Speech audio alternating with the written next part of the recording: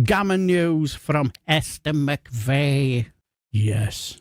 Article time. You know it makes sense, so it's got to be done. But this one is not from Auran Widdicombe. No. Esther McVeigh. The one and only. She wrote an article. Stop letting slippery Starmer off the hook.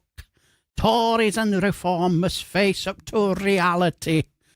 Yes, the one, the only.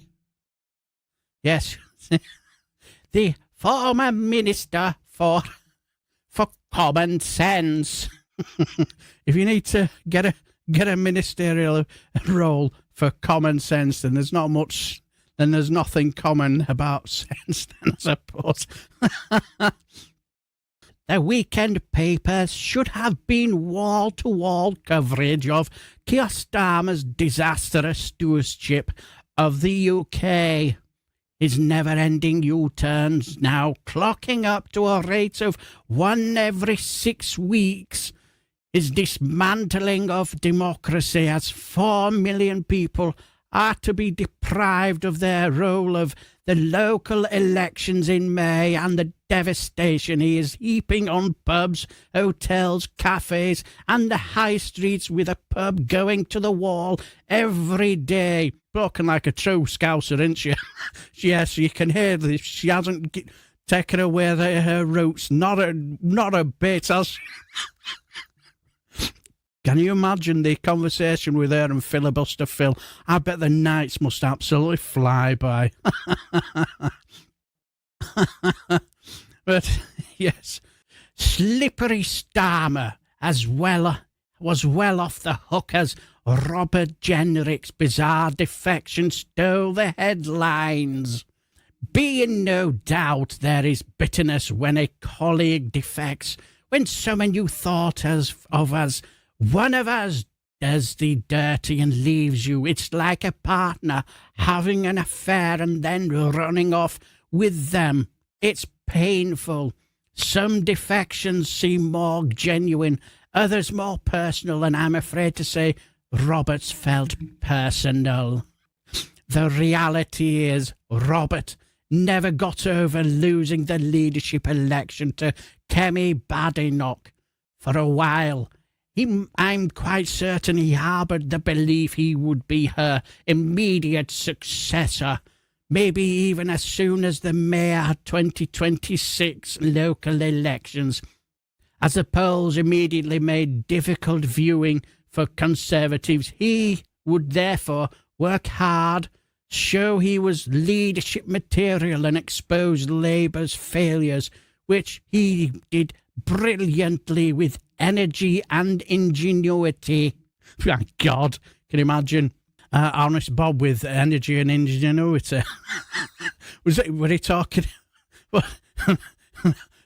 Is that his new side name for, instead of Batman Bob now, for Reform Energy and Ingenuity? His video exposing Sadiq Khan's lawless London and fare dodgers was brilliant and went viral. He regularly wiped the floor with David Calamity Lammy in the House of Commons. I don't know about that. And nailed Labour over its plans to scrap trial by jury, which without doubt will be their next U-turn. Unfortunately for Robert, Kemi too got much stronger at the dispatch box. Again, I'm not right sure about that either. And more assured in the media. No, I don't think so.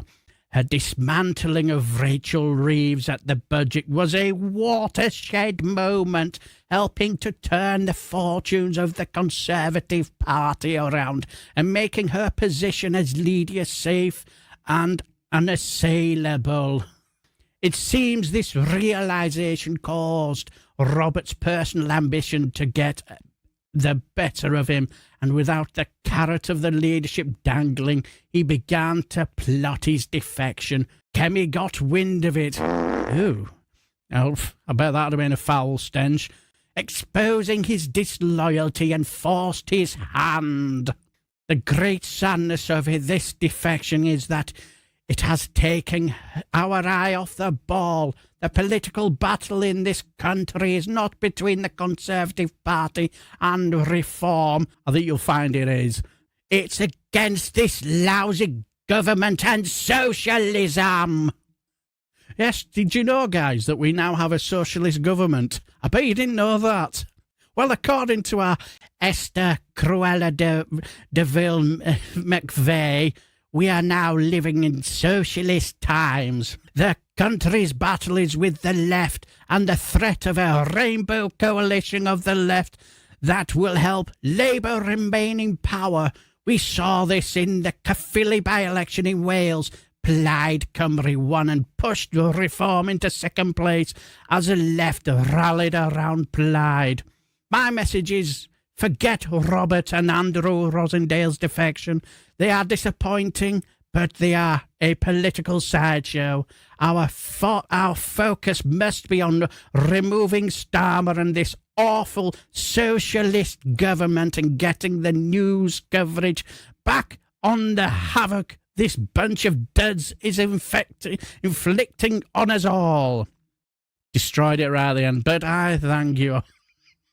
Yes, that was our Esther McVeigh, who's telling us that we are living in a socialist government.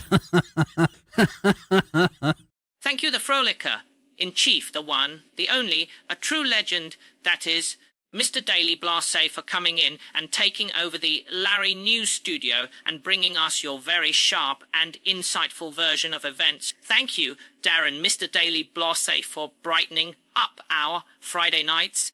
Well, folks, if you enjoyed this video, then not only are you lovely people, but you also have great taste, and you should also subscribe to the Two Davies for news and politics from a very Scottish perspective, and that rantastic Mr. McGuinness. You should also subscribe to Mr. Daily Blase's channel for merriment, mischief, and the Friday frolics. Cue growling cat.